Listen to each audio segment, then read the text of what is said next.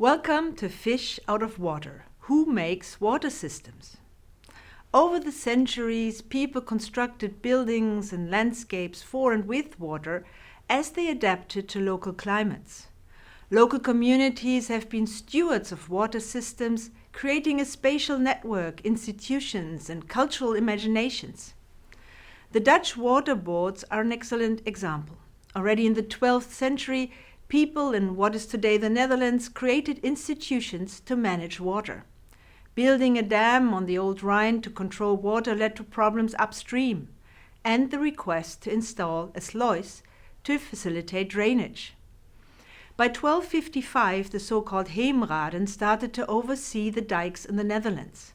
An official, the dijkgraaf, the chair of the water board, was in charge of maintenance. In 1255, Count Willem II granted permission to the dike wardens to levy a toll on ships that passed through the sluice, as depicted in the painting by Caesar van Everdingen. Decisions about where and how dikes and dams were built and where water could be let out into the rivers and seas was important to keeping the Netherlands dry and to creating the great polders on which much of the country is built. Charters granted to the water boards were key to developing sluices and dams. Use of water for energy or for drying out the polders could lead to conflicts. The wool mill, pictured here, used water to create energy. However, the water continuously flowed back into the polder, and it took several windmills to drain the polder again. Debates about how to solve this water-related problem went on for several centuries. The mill was built in 1631, but a solution to the issue was only found in 1869. Specific professions and lifestyles developed with these typical Dutch practices. Millers lived with their families in the mills, such as the world-famous Kinderdijk, to maintain the mills and orient them towards the wind as needed. Entire families lived in tight quarters in the mill. With industrialization and the development of the nation-state, new technologies emerged, replacing earlier, more labor-intensive ones. The Wisboom pumping station first worked with steam and later with electricity, pumping out as much water as 8 windmills.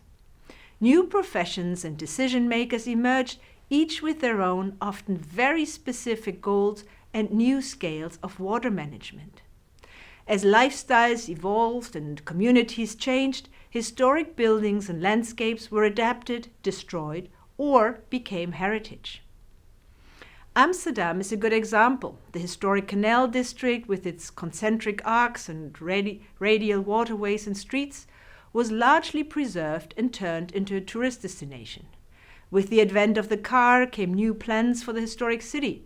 The American traffic engineer David A. Jokinen, for example, designed a plan to build highways and demolish large parts of historic Amsterdam under the title "Give the City a Chance."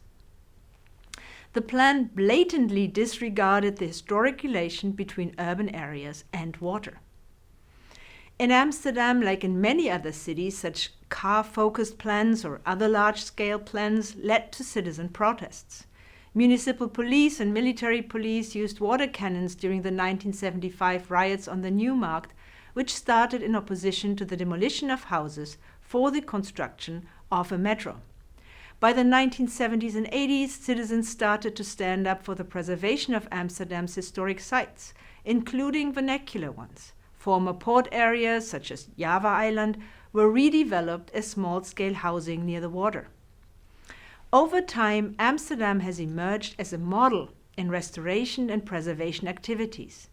Recognized as UNESCO World Heritage Site in 2010, the city attracts tourists from around the world. The historical building of the VOC, the Dutch East India Company, and formerly the heart of the Dutch shipping empire, has become a museum.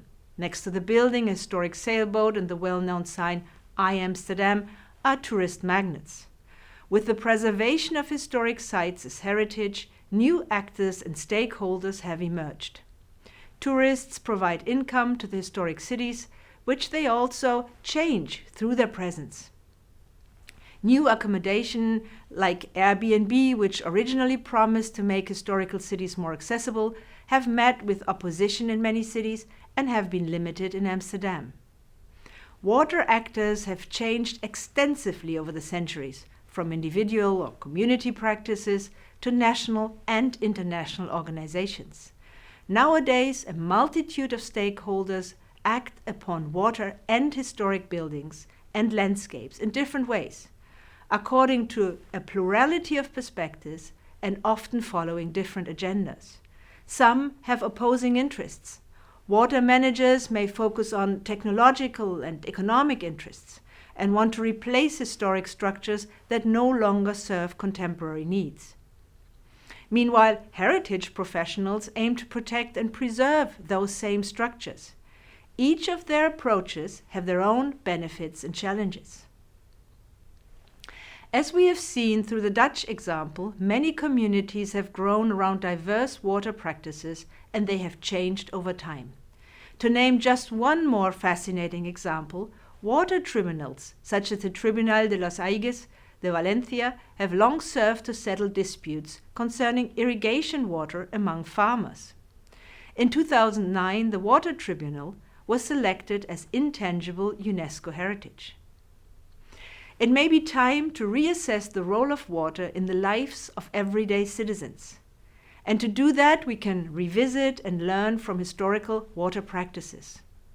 Let's think about the historic water practices in your region. Who are the stakeholders, taking into account local, national, and international players, and the different tools and agencies that they have?